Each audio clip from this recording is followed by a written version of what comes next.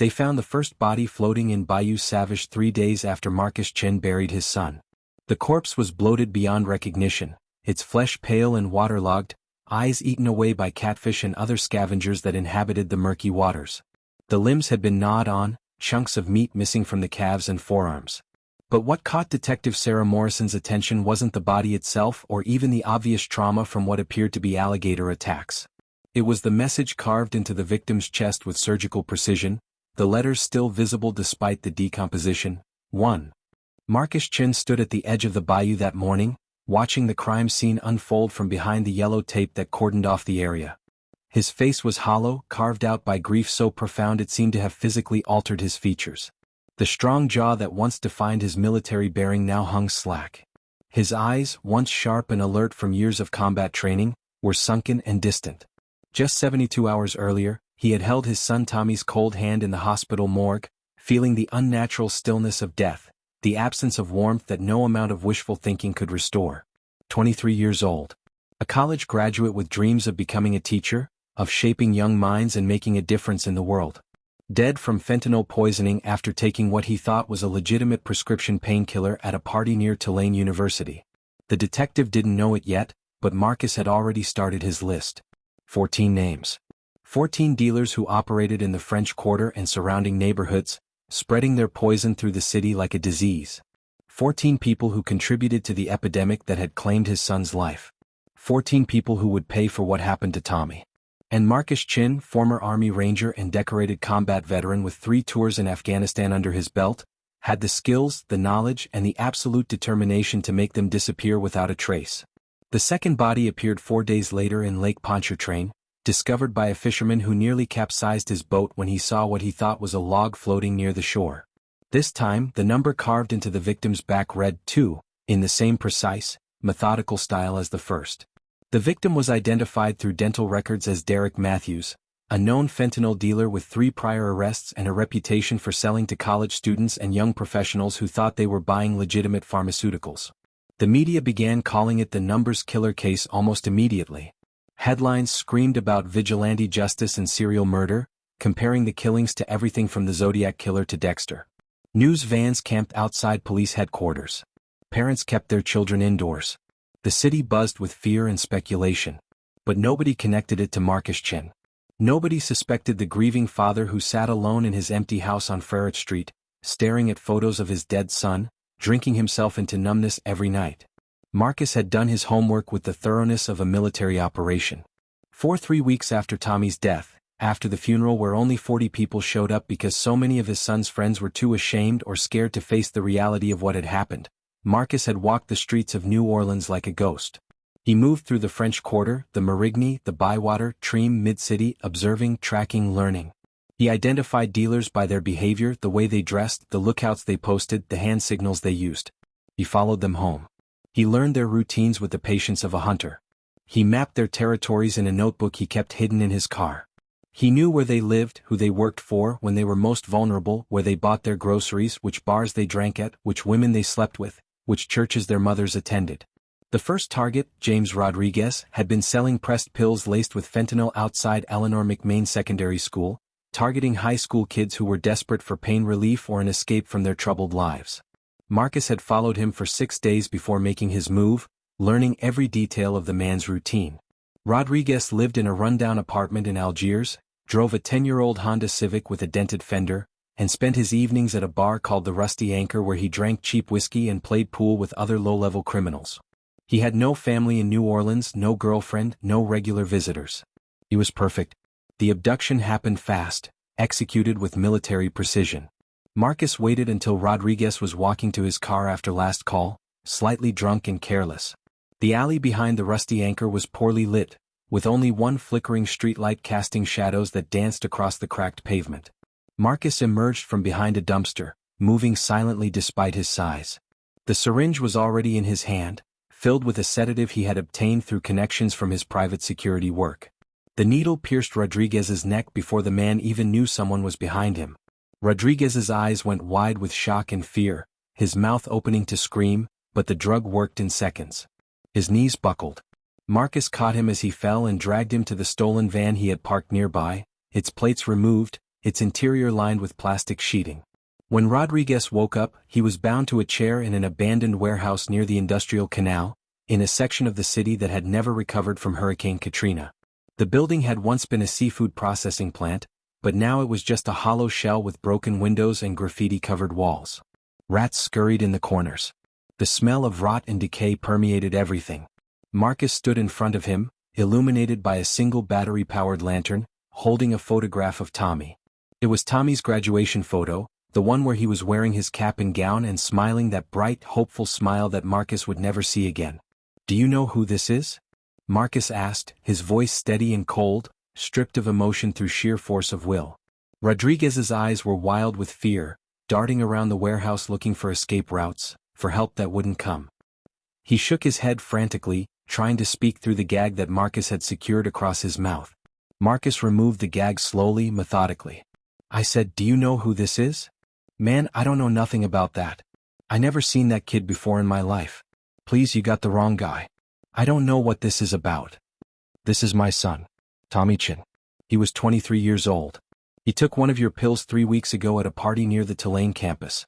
The pill was blue, pressed to look like a legitimate oxycodone tablet.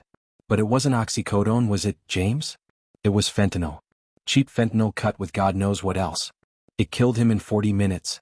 He died alone on a bathroom floor while his friends panicked and ran away because they were scared of getting in trouble. He suffocated. Did you know that's how fentanyl kills you, James? It stops your breathing. It shuts down your respiratory system. You just stop getting oxygen and your brain dies. Man, I don't know nothing about that. I just sell what they give me. I don't make the stuff. I'm just trying to survive, man. I got debts. People I owe. They'll kill me if I don't sell. You sell poison. You destroy families. You kill children for profit. And you're going to pay for it." Marcus pulled out another syringe, this one filled with a clear liquid. Rodriguez screamed against the gag that Marcus had replaced, thrashing in the chair with such force that it scraped across the concrete floor. But the bonds held. Marcus had learned knots in the military, proper restraint techniques that were impossible to escape without help. He injected Rodriguez with just enough sedative to keep him compliant but conscious. He wanted the man aware of what was happening. He wanted him to feel fear. Then Marcus dragged him to the van and drove through the night to Bayou Savage. The drive took 40 minutes, winding through empty streets and industrial areas. Rodriguez drifted in and out of consciousness, occasionally whimpering or trying to speak. Marcus said nothing. He focused on driving, on the mission, on completing the first step of his plan. The bayou was alive with sounds when they arrived. Crickets chirped in the darkness, their song rising and falling in waves. Frogs croaked from hidden perches. Something large splashed in the water, probably a nutria or a small alligator. The air was thick with humidity and the smell of decomposing vegetation. Marcus had scouted this location carefully over the previous week. He knew the gators congregated here, drawn by the warm, brackish water and abundant prey. He had even left bait for several days to condition them, to make them associate this spot with food. Rodriguez was crying now, tears streaming down his face as Marcus dragged him from the van. The man was begging through the gag, the words incomprehensible but the meaning clear. He was pleading for his life. Marcus felt nothing. The part of him that might have felt compassion had died with Tommy. Marcus carved the number 1 into Rodriguez's chest with a hunting knife, applying just enough pressure to cut through the skin and into the muscle beneath. Not deep enough to kill, but deep enough to scar, to mark him permanently. The blood flowed black in the moonlight, running down Rodriguez's pale skin in rivulets. Then Marcus tied weights to Rodriguez's ankles and wrists, calculating the exact amount needed based on the man's body weight and the depth of the water.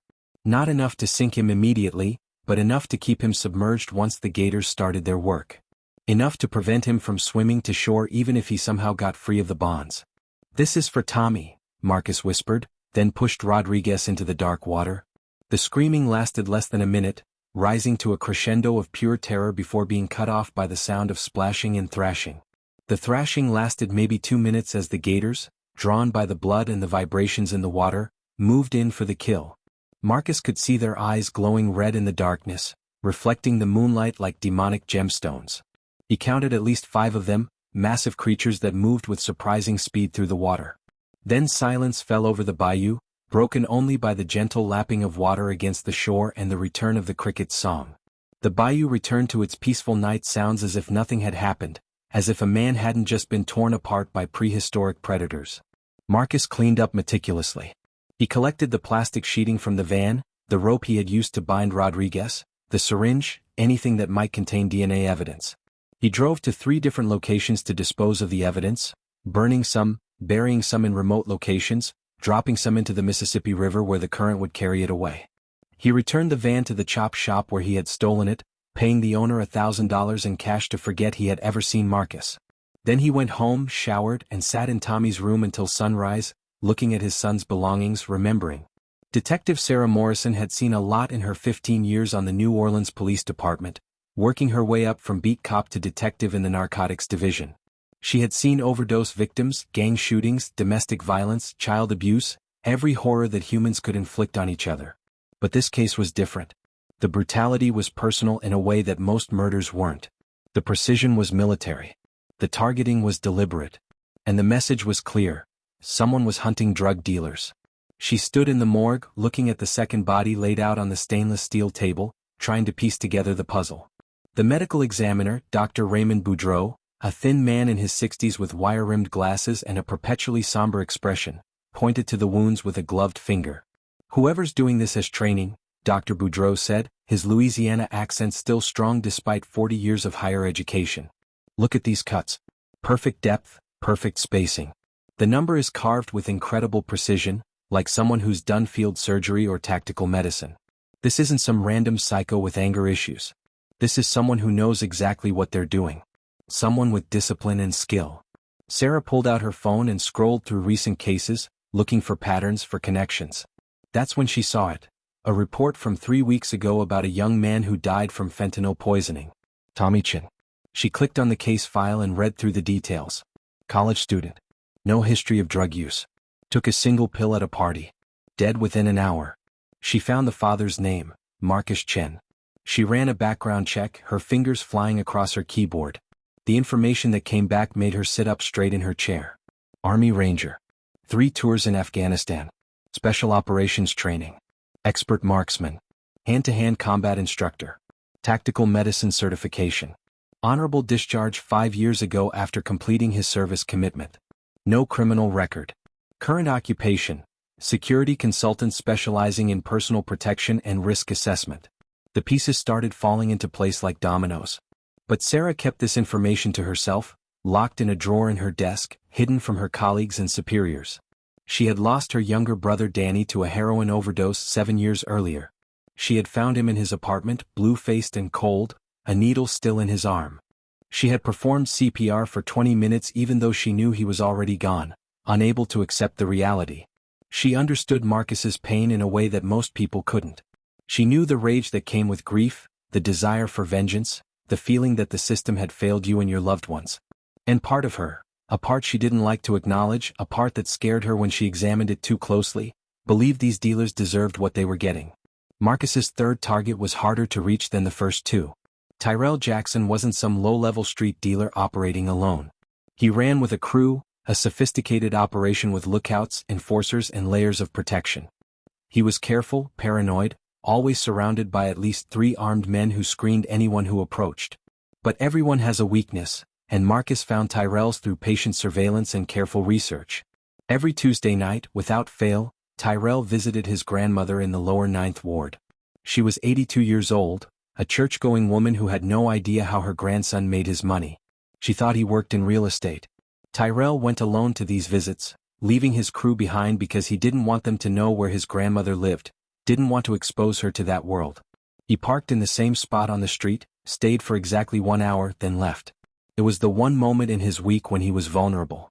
Marcus waited in the darkness on a Tuesday night, concealed behind an overgrown hedge 3 houses down from the grandmother's home. He had arrived 4 hours early to ensure he wouldn't be noticed, to observe the neighborhood patterns. He wore dark clothing and had his face partially obscured by a baseball cap. His van was parked 2 blocks away. He held a dart gun loaded with a powerful tranquilizer, acquired from a veterinarian who supplied exotic animal dealers and asked no questions if the price was right. When Tyrell emerged from his grandmother's house at 9:30 p.m., exactly on schedule, Marcus was ready. He watched Tyrell hug his grandmother at the door, saw the genuine affection between them, the way the old woman patted his cheek and told him to drive safe. For a moment, Marcus felt a flicker of something, doubt, maybe, or recognition that Tyrell was human, that he had people who loved him. But then he thought of Tommy, of his son's funeral, of the grave he visited every morning, and the flicker died. The dart hit Tyrell in the neck as he reached his car.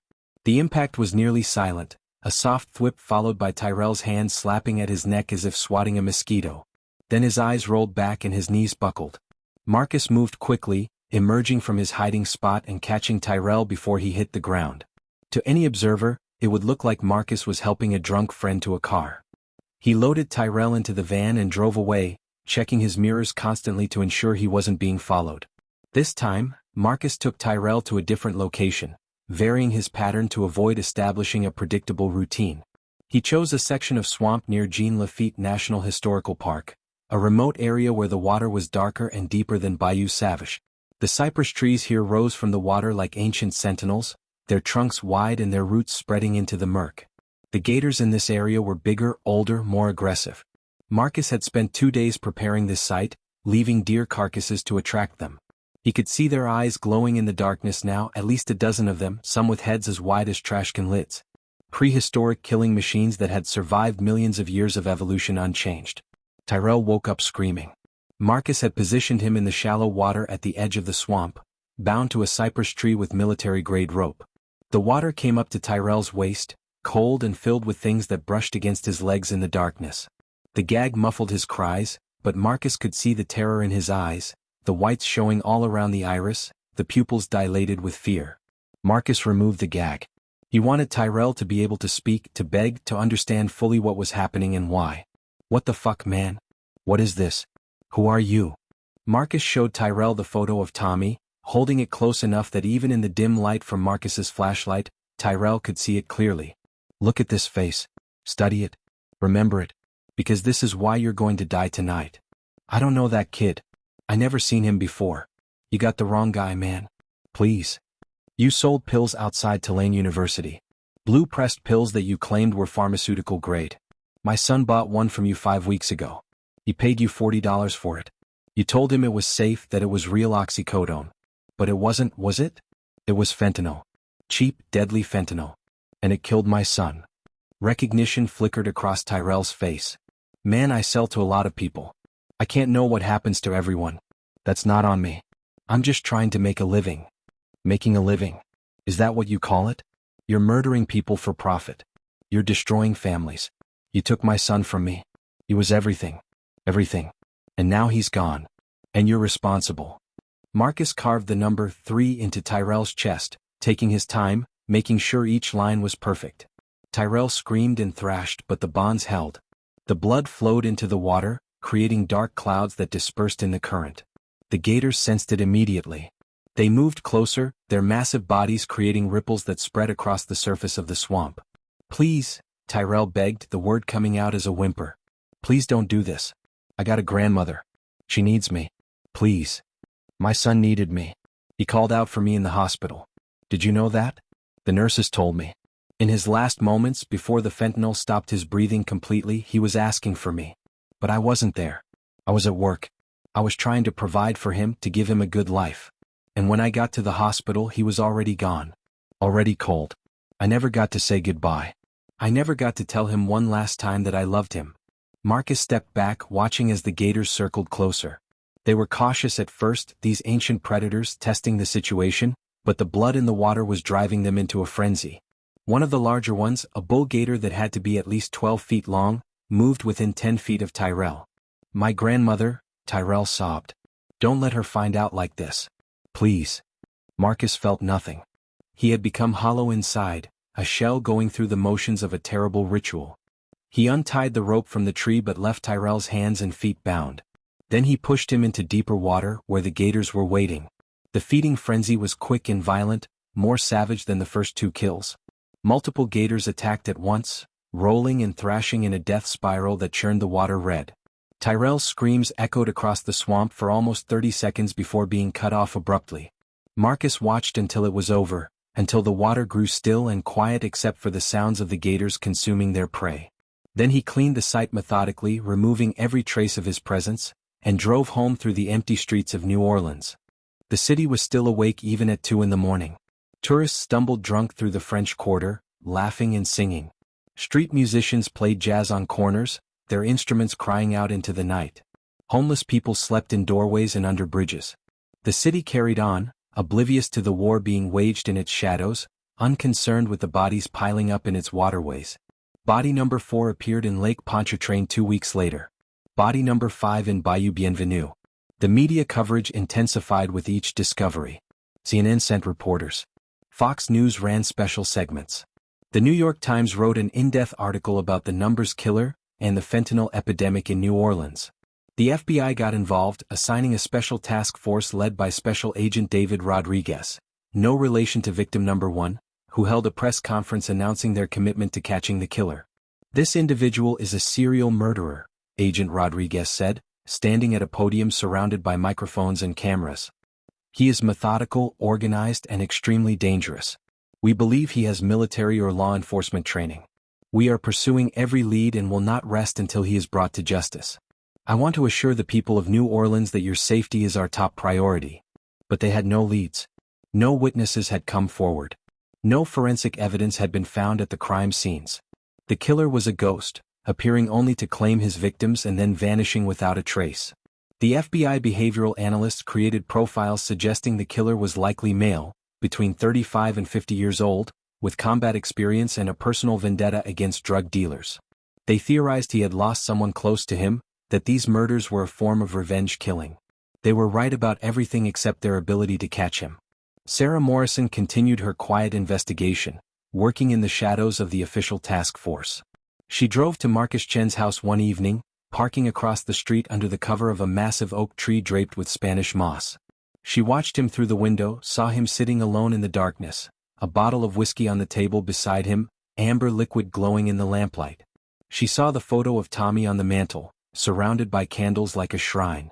She saw the grief etched into every line of Marcus's face, the way he sat perfectly still for hours, barely moving, barely breathing. She saw a man who had died along with his son but whose body hadn't gotten the message yet. She should arrest him. She knew that. She had evidence, or at least enough suspicion to bring him in for questioning. But she also knew that arresting Marcus wouldn't bring back Tommy or her brother Danny or any of the thousands of people who died every year from fentanyl poisoning. The dealers would keep dealing. New ones would rise to replace the ones Marcus killed. The pills would keep flowing. The bodies would keep piling up in morgues across the country. The epidemic would continue, unstoppable, inevitable, a plague that society seemed powerless to combat. Sarah made a decision that night, one that would haunt her for the rest of her career. She would watch Marcus, yes. She would track his movements and document his activities. But she wouldn't stop him. Not yet. Not until all 14 were gone. Maybe that made her complicit. Maybe that made her as bad as Marcus. But she couldn't bring herself to care. She thought of Danny, of his funeral, of her mother's screams when they lowered the casket into the ground. And she drove away, leaving Marcus to his grief and his vengeance. Marcus's next targets came in quick succession, a brutal efficiency born of practice and growing numbness to the horror of what he was doing. Number 6 was a woman named Crystal Martinez who operated out of a massage parlor in Metairie, selling pills to middle-aged men who came in pretending to need therapeutic touch but really wanted pharmaceuticals to feed their addictions. Marcus posed as a customer, endured the awkward small talk and the performative massage, then followed Crystal when she left work at midnight. The abduction happened in the parking lot, quick and clean. Crystal barely had time to register surprise before the sedative took effect. Number 7 was a teenager named Devin Price, only 17 years old but already deep in the game, selling pressed pills to middle schoolers in Algiers. Marcus struggled with this one more than the others. Devin was closer to Tommy's age. He still had acne and braces. But when Marcus researched him, he found that Devin had been selling for 2 years, that he had contributed to at least 3 overdose deaths that could be traced back to him. Age didn't make him innocent. Age didn't absolve him of responsibility. Marcus carved the number 7 into Devin's chest and fed him to the Gators, but he cried afterward, sitting in his van in the darkness, sobbing for what felt like hours. Number 8 was a corrupt pharmacy technician named Robert Hayes who worked at a Walgreens in the CBD. Hayes stole prescriptions from the database, filled them using fake patient names, then sold the pills on the street for triple what they cost him. He had access to pure pharmaceutical-grade opioids, which he mixed with fentanyl to stretch his supply and maximize profits. He was responsible for dozens of deaths, maybe hundreds if you counted the secondary victims who bought from dealers who bought from him. Marcus felt no guilt about Hayes. The man had betrayed his profession, had violated the trust placed in him. He deserved everything that happened in that swamp. Number 9 was a man named Marcus Williams. The coincidence of the shared first name was not lost on Marcus Chin. Williams operated a trap house in Central City, a fortified location where addicts could buy drugs and use them on site. Marcus Chin infiltrated it by posing as an addict, spending 3 days building trust and learning the layout. When he finally made his move, he had to fight off 2 guards before subduing Williams with a tranquilizer.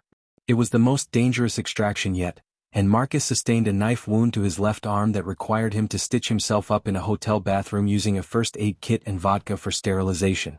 But he got Williams to the bayou, carved the number 9 into his chest and completed the mission. Number 10 was easier. Her name was Sarah Johnson, no relation to Detective Morrison, and she was a nurse who stole medications from the hospital where she worked. She diverted fentanyl, morphine, and other controlled substances, replacing them with saline so the discrepancies wouldn't be noticed immediately. Patients suffered, their pain unmanaged because they were receiving fake medications, while Johnson sold the real drugs to dealers who distributed them throughout the city. Marcus felt a special kind of anger toward her. She was supposed to heal people.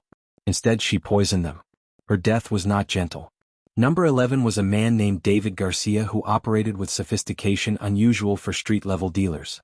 He used encrypted phones, dead drops, and a network of runners to insulate himself from direct contact with buyers. Marcus had to spend 4 weeks infiltrating Garcia's organization, working his way up from street-level runner to trusted lieutenant before he had access. When he finally struck, Garcia didn't even understand what was happening at first. He thought it was a rival gang, a business dispute. Only when Marcus showed him Tommy's photo did he understand. By then it was too late. The FBI was getting more aggressive in their investigation. They brought in the DEA, the ATF, even local police from surrounding parishes. They set up surveillance on known drug dealers, hoping to catch the killer in the act. They offered rewards for information. They held community meetings. But Marcus was too careful, too patient, too skilled. He watched for surveillance, varied his patterns, never struck when law enforcement was watching. He remained a ghost. Detective Morrison watched as the bodies piled up, feeling increasingly conflicted about her decision to let Marcus continue. She told herself she was gathering evidence, building an airtight case, but she knew that was a lie. She was letting it happen because part of her wanted these dealers dead. Part of her cheered every time another body was found. And that realization terrified her, made her question who she really was beneath the badge and the oath she had taken. Number 12 was different from the others in a way that shook Marcus to his core. His name was Anthony Russo and he was only 19 years old, barely older than Tommy. Marcus found him selling pills outside the Martin Luther King Jr. Community Center, a place where kids came for after-school programs, for basketball and tutoring and a safe space away from the violence of the streets. The location was particularly egregious, a violation of the small sanctuary that the community center provided. Marcus abducted him using the same methods as before, but when he showed Anthony the photo of Tommy, the young man broke down completely. Tears streamed down his face. His body shook with sobs. And he spoke words that Marcus wasn't prepared to hear. "I'm sorry," Anthony sobbed, the words tumbling out between gasps for air. "I'm so sorry. I know what I'm doing is wrong. I know people are dying. But my mom's got cancer. Stage 4. She needs treatment, chemotherapy, medications, and we don't have insurance. I lost my job during COVID and I couldn't find anything that paid enough. I didn't want to do this. I never wanted to hurt anyone. I thought I was just selling to addicts, to people who were going to use anyway. I didn't know kids were taking them. I didn't know regular people were dying. I'm so sorry about your son. I'm so sorry." Marcus stood there in the darkness of the warehouse, holding his knife, looking at this teenager who reminded him so much of Tommy. He saw the fear in Anthony's eyes, but also the genuine remorse, the recognition of what he had become and the horror of it. He saw the desperation of someone who had made terrible choices for what he thought were good reasons. "How old are you?" Marcus asked, his voice rough. 19. I turned 20 next month. Or I was supposed to. My son was 23. I'm sorry. I'm so sorry. Marcus thought about Tommy.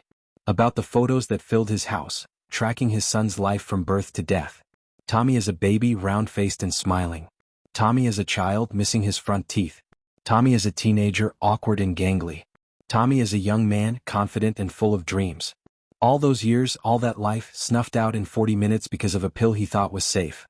Do you have any other family besides your mother? Marcus asked. A little sister. She's 14. She's staying with our aunt right now because my mom's too sick to take care of her. What happens to them when you're gone? I don't know. I try not to think about it. My aunt doesn't have much money either. They'll probably end up in foster care or something. I've been trying to save up enough to set them up, but it's never enough. The medical bills keep coming. The rent keeps coming. Everything costs so much and there's never enough money no matter how much I sell. Marcus stood there for a long moment, the knife heavy in his hand. He thought about his own father, who had worked 3 jobs to support their family when Marcus was young. He thought about the choices people make when they're desperate, when they're watching someone they love suffer and they have no power to stop it. He thought about mercy and justice and whether there was any difference between the two. But then he remembered Tommy in that hospital bed. Remembered the coroner's report detailing how the fentanyl had stopped his son's breathing, how Tommy had died alone and afraid while his friends panicked and fled instead of calling for help. He remembered identifying the body, seeing his son's face blue and cold, his lips purple, his skin waxy. He remembered the funeral, the casket being lowered into the ground, the sound of dirt hitting wood, the finality of death. I'm sorry too, Marcus whispered, and he meant it. Then he carved the number 12 into Anthony's chest with steady hands, attached the weights with military precision, and dragged him to the bayou where the Gators were waiting. That night, after feeding Anthony to the Gators, Marcus sat in his car with the engine running and the windows down, listening to the sounds of the swamp. He cried for the first time since Tommy's funeral, great heaving sobs that shook his entire body. The emptiness inside him cracked, and for a moment, the grief poured through like water through a broken dam. He thought about stopping, about turning himself in, about ending this nightmare before it consumed what little remained of his humanity. But he had come too far. The list demanded completion. 14 names, 14 deaths, 14 acts of revenge for the one death that mattered more than anything else in the world. He had 2 more targets remaining, and he would see this through to the end no matter what it cost him. Even if it cost him everything. Even if it cost him his soul. Number 13 was the hardest to reach, requiring more planning and patience than all the previous targets combined. Vincent Calabrese operated from behind layers of protection that would have impressed a mafia don. He was a major distributor, the man who supplied dozens of street-level dealers across New Orleans and the surrounding parishes. His organization was sophisticated, professional, and careful to the point of paranoia. Vincent rarely left his penthouse apartment in the warehouse district, and when he did, he traveled with armed bodyguards in armored vehicles. Marcus spent 3 weeks studying Vincent's operation, looking for weaknesses, for the crack in the armor that would allow him access. He considered long-range assassination, but that wasn't what he wanted. He needed Vincent to know why he was dying, needed him to see Tommy's face, needed him to understand the connection between his actions and the consequences. A bullet from 1,000 yards away wouldn't satisfy the demands of justice. The weakness, when Marcus finally found it, was human and predictable. Vincent had a weakness for expensive call girls. He used a rotation of high-end escorts from a discreet service called Velvet Knights that catered to wealthy criminals and corrupt politicians. The service operated with encryption and security that rivaled intelligence agencies, but Marcus had skills from his time in Army intelligence. He spent 2 weeks hacking into their communications, learning the protocols, studying the patterns. When he was ready, Marcus created a fake profile for a new client, using sophisticated identity theft to make it appear legitimate. He requested an appointment with one of Vincent's preferred escorts, a woman named Gabrielle who specialized in the kind of encounter that Vincent favored. Marcus paid double the usual rate and included a bonus for discretion. Then he waited for the opportunity. The escort arrived at Vincent's penthouse apartment at 10 p.m. on a Thursday night, dressed in an elegant cocktail dress and carrying a designer handbag. Marcus waited 30 minutes, giving them time to get comfortable, for Vincent to let his guard down. Then he approached the building dressed as maintenance staff, complete with a work uniform he had stolen from the building's laundry service.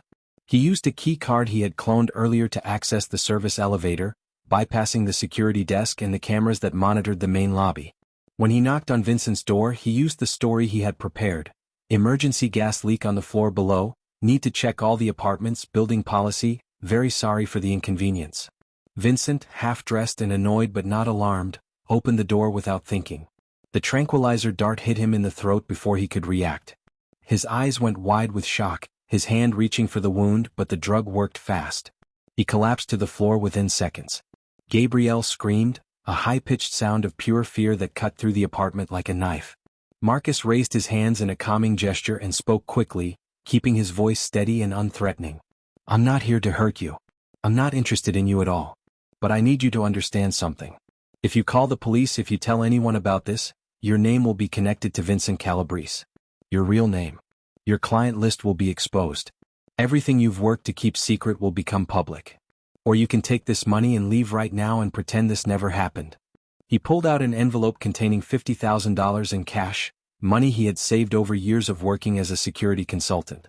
He placed it on the table and stepped back, giving her space to think, to make the choice. Gabrielle looked at the money, then at Vincent's unconscious body, then back at the money. Marcus could see the calculation in her eyes, the weighing of risks and benefits. She was a survivor, someone who had learned to navigate dangerous situations through intelligence and adaptability. After a moment that felt like an eternity, she picked up the envelope, grabbed her purse, and walked out of the apartment without looking back. Marcus knew she wouldn't call the police. People in her profession understood the value of silence, the importance of maintaining discretion no matter what happened. Marcus dragged Vincent to the service elevator and down to the parking garage where he had positioned his van earlier. Getting him out of the building was tense, every moment carrying the risk of discovery, but the late hour and careful planning paid off. He encountered no one. Within 15 minutes he was driving through the empty streets toward the swamp, toward the final reckoning. Vincent woke up in the swamp, bound to a cypress tree that rose from the dark water like a twisted monument to death. The tide was coming in, the water level rising inch by inch. Gators circled below, massive creatures drawn by the blood from the number 13 that Marcus had carved into Vincent's chest. Marcus stood on a wooden platform he had built earlier, a structure that rose above the water level and provided him a vantage point to watch. You killed hundreds of people, Marcus said, his voice carrying across the still water. Maybe thousands if you count all the overdoses from drugs you supplied. You're not just a dealer. You're the source. You're the cancer. Men like you are why my son is dead. Vincent spat blood from where he had bitten his tongue during the injection. His eyes were wild but calculating, looking for angles, for ways to negotiate. Your son was weak. A junkie. He made his choice. Nobody forced him to take anything. Personal responsibility, you know? He would have died eventually anyway. They all do. Something snapped inside Marcus at those words. The cold, mechanical numbness that had sustained him through 11 previous kills shattered, replaced by a white-hot rage that he hadn't felt since the night Tommy died. He climbed down from the platform and waded into the water, ignoring the gators that were now only yards away, attracted by the blood and the movement. He grabbed Vincent by the throat and squeezed, not enough to kill but enough to restrict breathing, enough to make the man understand what it felt like to suffocate. My son was 23 years old, Marcus growled, his face inches from Vincent's. He had never taken drugs before. He took one pill. One. He thought it was medicine. He thought it was safe. And it killed him because you cut it with fentanyl to increase your profit margin. You murdered him for money. You murdered him as surely as if you had put a gun to his head and pulled the trigger. You murdered him and hundreds of others because you don't see them as human beings. They're just profit margins to you. Just numbers on a balance sheet. Marcus squeezed harder, watching Vincent's face turn purple, watching his eyes bulge with terror. For a moment, he considered drowning Vincent right there, strangling him until his brain shut down from oxygen deprivation. But that would be too quick, too merciful. He released his grip and climbed back onto the platform, watching as Vincent gasped and coughed, sucking in air like a drowning man. The water continued rising inch by inch, creeping up Vincent's body. The gators grew more agitated, sensing the approaching feast, their bodies creating ripples across the surface of the swamp. Vincent's screams echoed across the water, bouncing off the cypress trees and fading into the night. Marcus watched until the water reached Vincent's chest, until the first gator struck, its massive jaws clamping down on Vincent's leg. The death spiral began, the gator rolling with its prey, pulling Vincent under the water. More gators joined in, drawn by the blood and the frenzy. The water churned red and violent, a feeding frenzy of prehistoric savagery. Marcus watched until it was over, until the water grew still and quiet except for the sounds of the gators consuming their meal. Then he dismantled the platform, collected all evidence of his presence, and drove back to the city. He felt empty again, the brief flash of rage burned out, leaving only the hollow numbness that had become his constant companion. One name remained on Marcus's list. Jason Reeves. The man who had sold Tommy the actual pill that killed him, the final link in the chain of death that had destroyed Marcus's world. Marcus had saved him for last intentionally, deliberately. He had watched Jason for months, learning everything about him, building a complete picture of his life. Where he lived, where he worked, who he loved, what he feared. Marcus wanted Jason to know what was coming. Wanted him to feel the fear, to lie awake at night wondering when death would arrive. Jason had gone into hiding after the first few bodies appeared, smart enough to realize that someone was hunting dealers and paranoid enough to suspect he might be on the list. He disappeared from his usual haunts, stopped selling on street corners, cut contact with most of his associates. He was living with his sister in Slidell, staying inside, trying to become invisible until the storm passed. But Marcus was patient. He knew Jason would surface eventually. They always did. Human nature demanded it. People got comfortable. They let their guard down. They made mistakes. They convinced themselves that they were safe, that they had escaped, that the danger had passed. And that's when they were most vulnerable. The mistake came 3 weeks later when Jason surfaced to attend his sister's wedding. It was a small ceremony at a church in Covington, just family and close friends. Jason thought he was safe in the crowd, surrounded by relatives, protected by the normalcy of a joyous occasion. He stood in the back of the church during the ceremony, nervous and watchful but gradually relaxing as nothing terrible happened. He even smiled during the vows, even allowed himself to feel happy for his sister. But Marcus was there, watching from across the street, invisible behind the tinted windows of a rental car. He had learned about the wedding through patient surveillance of Jason's sister's social media accounts. He had been waiting for 3 days, camped out in different locations around the church, ready to move when the opportunity presented itself. He watched the ceremony through binoculars, saw Jason standing in the back, saw him gradually relax.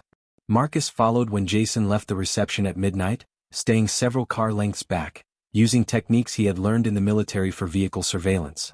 Jason drove to a hotel in Mandeville where he had rented a room, probably planning to sleep off the alcohol before driving back to Slidell in the morning. He parked in the back of the lot, away from the lights, and walked toward the entrance with slightly unsteady steps. Marcus intercepted him in the parking lot. The tranquilizer dart hit Jason in the neck, the impact hidden by the darkness and the distance from other guests. Jason's hand went to his neck, confusion on his face, then his knees buckled.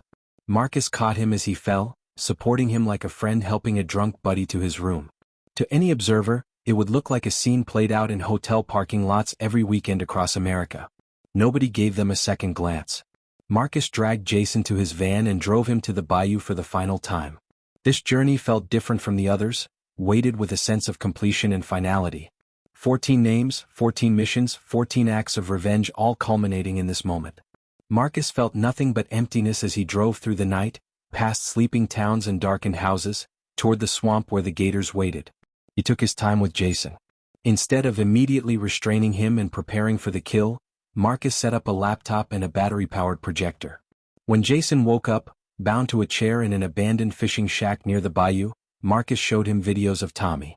Home movies from when Tommy was a child, learning to ride a bike, his face bright with concentration and joy. Video from Tommy's 8th birthday party, surrounded by friends, laughing as he opened presents. Tommy's high school graduation, walking across the stage to receive his diploma while Marcus cheered from the audience. Tommy's college graduation just 6 months before he died, smiling that bright, hopeful smile that Marcus would never see again. Tommy's last birthday party, only 2 months before his death, surrounded by friends, planning his future, full of dreams about teaching and making a difference in the world. "Watch," Marcus commanded, his voice rough with emotion. "Watch what you destroyed. Watch the life you ended. Know what you took from the world." Jason was crying now, tears streaming down his face, mixing with the blood from where Marcus had split his lip during the abduction. "I'm sorry," he sobbed. "I'm so sorry. I didn't know. I swear I didn't know it was fentanyl. My supplier told me it was safe. I thought I was just selling painkillers. I didn't know people were dying." "You knew," Marcus said coldly. "Maybe you didn't want to know. Maybe you convinced yourself it was safe because it was easier than facing what you were really doing. But somewhere inside you knew. You saw the overdoses on the news. You heard the stories. You knew what fentanyl was doing to people. And you kept selling because the money was good and you didn't want to stop. I needed the money. I had debts. People I owed. They would have killed me if I didn't pay. So you paid your debts with other people's lives. You bought your safety with my son's death. You're a coward and a murderer, and tonight you're going to pay for what you did." Marcus showed Jason more videos. Tommy's first day of college, nervous and excited. Tommy volunteering at a literacy program helping underprivileged kids learn to read. Tommy talking about his dreams of becoming a teacher, of making a difference in the world, of helping children reach their potential.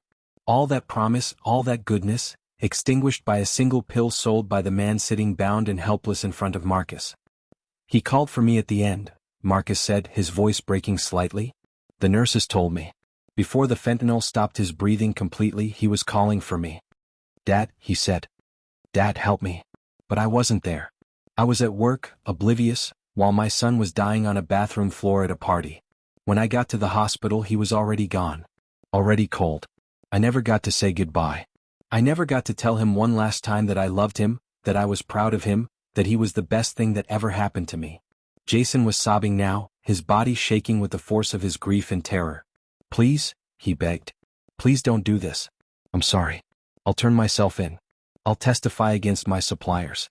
I'll do whatever you want. Just please don't kill me. It's too late for that. Too late for mercy. Too late for justice through the courts. This is the only justice that matters now." Marcus turned off the projector and the laptop, packing them away carefully. Then he dragged Jason outside to the edge of the bayou. The moon was full that night, casting silver light across the water, illuminating the eyes of the gators that waited in the shallows. There were more of them than usual, as if they had learned to associate Marcus's presence with food, as if they had been waiting for this final offering. Marcus carved 14 into Jason's chest, taking his time, making sure each number was perfect, completing the set. The blood ran black in the moonlight, dripping onto the mud of the bank.